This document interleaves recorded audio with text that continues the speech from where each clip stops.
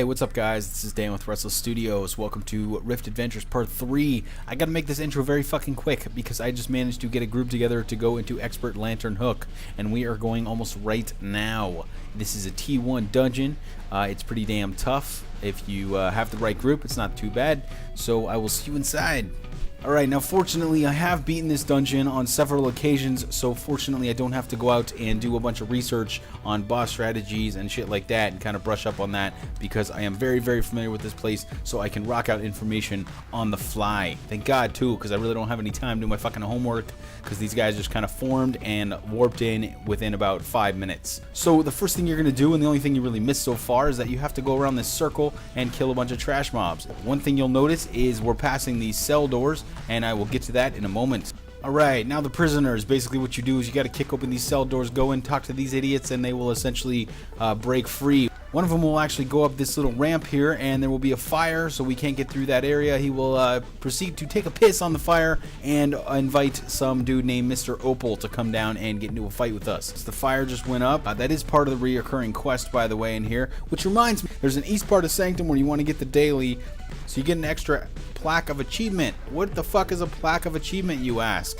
That would be the currency that you can use to purchase better gear, and you get from these tier 1 dungeons, which allows you to buy better gear so you can actually go into tier 2 dungeons if you can't rely on the loot that drops in the tier 1 dungeons. I hope that made absolutely no fucking sense, because I'm not sure what I just said. I kind of blacked out. So now Mr. Opal here, like I said, just came through after the flames died down, so have fun killing him. He doesn't do jack shit. He's really easy, and he's going to die in about 15 seconds. Snore! Now for those of you that are going to make fun of my DPS, tell me my crits aren't doing well, my pet's not hitting very hard, or I'm not using the right skills, you need a dick. Because unfortunately I'm actually trying to narrate this, play the game at the same time, pay attention to what my party's saying, and hit the right hotkeys because I'm not a clicker. So fuck you! Alright, now here we go. This area right here is pretty straightforward at the moment, but I'm going to get into why it becomes a total pain in the balls in a second. Alright, now as you'll notice, when you get up to this area, your tank will typically pull a group of mobs down over and over again. It gets a little redundant and it gets a little tedious, but I think I mentioned in my first review, that's kind of what dungeons are all about. Killing a bunch of bullshit until you finally get to the boss and get some fucking loot. Now AoE again here is your friend, especially if your tank is even remotely competent, because you can just wail on everything around him until they all die. Now there's one part about this place that really fucking sucks and really gets on my nerves. Okay, you see these things right here? Basically, these motherfuckers, these sentries, will patrol around until they actually see your party, and then what happens is they will promptly run up one of the ramps and call a group of these things to come down and fight you. That's a big fucking problem if you're in the middle of a fight already, because you will be overwhelmed by 6 mobs. Now what the tank is going to do, hopefully if he's smart, is only grab stuff around the patrols, then worry about the patrols at the end. So if we do get hit by a patrol, all we have to do is kick his ass without worrying about running into static mobs. And my strategy from me to you is basically to get rid of all the static shit first, then worry about the sentries. There's a boss here. His name is Rorf. Yes, much akin to the sound that you make when you either throw up or ejaculate. I'm not really sure which one. Maybe both at the same time. Sorry about that. Alright, so there is one more sentry, and Rorf is going to patrol around. He is the first boss. I will tell you all about him in a moment after we get rid of this goddamn sentry. Now what this guy just said is focus on the boss, then kill the ads. That's the typical strategy in here. Rorf doesn't do anything particularly special, outside of the fact that he will occasionally charge. Now the strategy with Rorf is relatively straightforward. You basically just pound on him and then worry about his pets. At least that's what most people do when they know what the fuck they're doing. And that's what we're going to do here. Alright, so fortunately Rorf is almost dead. That wasn't too difficult. Basically, we're going to kill him, and then unfortunately his pets, unlike some bosses in the game, do not dissipate. They will fight you. They're really fucking easy to kill, however, so that won't be a problem. Alright, and that's the end of Rorf. He's down. Now we just have to deal with Scary, Scratchy, and Sneaky. I did not make that up, by the way. This is the name of his pets. Isn't that adorable? Alright, now I'm basically just going to AoE the shit out of them. It's the easiest way to handle this. Again, they don't do anything super special. It's basically just direct damage. I believe one of them does bite you, and the dot's pretty nasty, but outside of that, this is a total tank and spank fight. Just make sure you kill Rorf first. Okay, something you really need to know about. Now, if this is one of the first expert dungeons that you do after watching this video, and make damn sure that you loot the boss no matter what. And I don't mean your party loots the boss, I mean you loot the fucking boss, because you will get the plaque of achievement. And the plaque of achievement is currency to buy better gear, as I mentioned, or maybe I didn't, I'm not sure. Okay, now the strategy here again is relatively straightforward and simple. The tank will pull various groups of mobs to the top of the ramp. You pull stuff and then you kill it.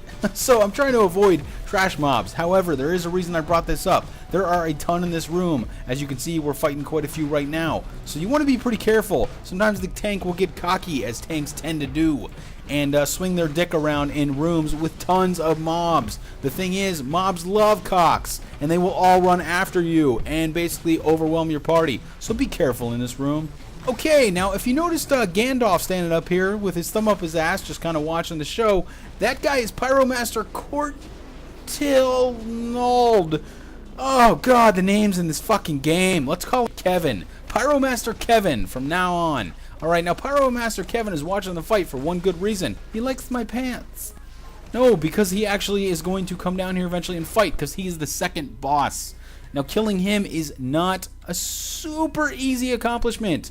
He's really, really annoying, but I'll get into that after we clear this trash mob, and I'll start back there. Alright, now one thing that the tank is doing that drives me a little nuts is he's doing that to avoid line of sight from the casters where he went into that room. Do you see this room, however? Even though there's no indication and you wouldn't have guessed it, there will be a constant fire dot on you if you walk into there. It drives me a little crazy when people do it. But one of the strategies is to basically go into that room, pull what you can, make sure that it doesn't start throwing fireballs at you, then when it gets in melee range, jump out of the room and fight them here like we are. Like I said, lots of mobs in this room. Yeah, there is actually a cockfight going on in this little arena. These trash mobs are currently watching two cocks beat the hell out of each other. Really don't need to make a follow-up joke to that one. Alright, now once this group is cleared, the boss fight essentially starts, and let me explain how that works. Now basically, Pyromancer Kevin up there is going to... Kevin. He's going to send a wave after wave of these fucking lizards and goblins and all sorts of shit, and once we've killed enough of those, he will come grace us with his Gandalf-like presence. And there's another ready check, and now here we go. This is basically how it's going to work. We get a little bit closer to him, and the first thing he's going to do is talk and say something to the effect of, "I look like every other old man NPC in this entire fucking game." Alright, now here we go with this bullshit. This is definitely not my favorite boss fight because you have to fight all of these dogs and goblins. It's basically a clusterfuck of mob killing, and everyone's kind of on their own target. Alright, now we're actually making some pretty damn good progress on these things. You'll notice, however, that a giant fucking pillar of flame just shot out of the ground. That's because Pyromancer Kevin decided to join the fun, and this asshole is now going to proceed to cast a series of those fucking things while we're trying to finish off his little shitty minions. Now the problem with that is that 1, these things don't disappear very quickly, 2, they pop up pretty damn fast when you see the ring appear, and 3, they hurt like hell. So make sure that you stay out of those things if you can. God damn it! One more thing about Pyromancer Kevin. Motherfucker has way too many hit points. It's ridiculous. He has more hit points than any boss in this dungeon. And if it's not hit points, then he has a lot of armor. Apparently wearing a fucking dress grants you the most ridiculous amount of protection. It takes forever to kill him. Oh my god, come on! Okay, seriously, if you're a dev and you happen to be watching my videos, which is highly unlikely, what the fuck? Oh my god. Okay, Kevin fucking died. Because I'm totally going to need this pyro blade. I won the roll. Holy shit, I never win anything. Alright, now once Kevin has finally died, the invincible son of a bitch. Okay, so what happens is we basically went up this ramp here, and now we're in this room. Now there is only one thing about this room that a lot of people still don't seem to know about, and it's these little fucking reptiles that charge at your party. Now, you'll be inclined to either run away from them, ignore them, or shoot them. Do the first one, because they're actually little kamikaze lizards. The coolest fucking band name I've ever heard. They run towards your party, they spawn sporadically, and they blow up when they hit you. Like that little shit, for example, that just hit me for about over 2k. Now, once we clear this last, we will be on the third boss, which is actually not very difficult, but has a strategy you really need to know about. Alright, we are actually on the last group of trash mobs, and then we're going to be getting into the actual boss, which is the third boss in here, as I mentioned. And he's not too difficult, actually. Once you know the strategy, it's more or less just a tank and spank. Alright, so Flamebringer Drool, also spelled like an asshole. Okay, now the strategy on this guy is relatively straightforward, but I will make it short and sweet. It's actually in chat right now if you just want to read instead of listening to my angelic voice. The objective here is that Drool will essentially pull everyone towards him. When he does, he will put a dot on you that essentially makes other people hurt like hell when you are within proximity of them. That is why we are all currently spread out. So the 2 rules here are this. 1, stay spread out at all times. 2, when he pulls the party to him, get the fuck away from him as fast as possible, or you will blow up all of your friends. Or Rorf on them, if you will. Okay, that was the last Rorf joke, I swear. Rorf. Now, despite the fact that Flamebringer Drool is a huge fucking demon, he still has less hit points than Pyromancer Kevin. I don't know why. Now, as I said, this fight is really easy as long as you stay the hell away from each other. The tank does take quite a bit of damage, but as long as the healer is competent and the tank knows what he's doing, yeah, it's really not a problem. So we're actually almost done with him.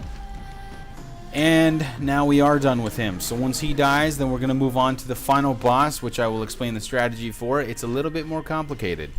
Aritu spawns a series of red crystals. These red crystals will do constant AoE damage. The idea of this fight is to spread out. Now, the other thing of note is that these crystals are permanent, which means that after a while, if you haven't killed him fast enough, the entire goddamn thing will look like a fucking double dare obstacle course.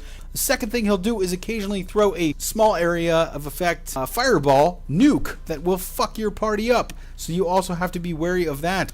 Now, there you go. I just got nuked already. Now, when you see him shoot out that little orange flame thing, usually a crystal appears. Kind of weird, actually. It didn't for some reason. I have some good news and some bad news. The bad news is you will not actually see how these crystals work, because the good news is they're fucking broken. There are no crystals.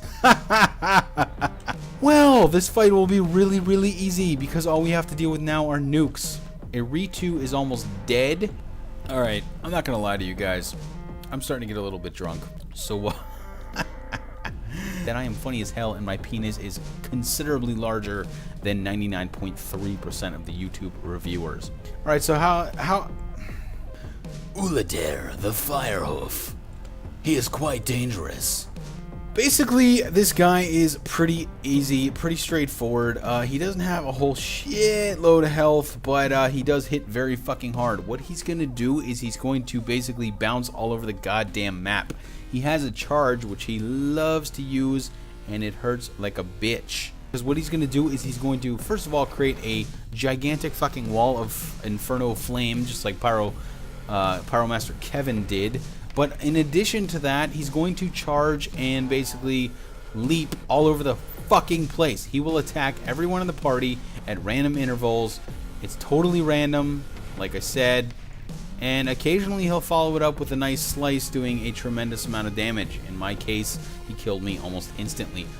Alright, now fortunately I'm back in the fight. That kind of sucked. But the dude is targeting the shit out of me in this fight, because the motherfucker will not stop attacking me!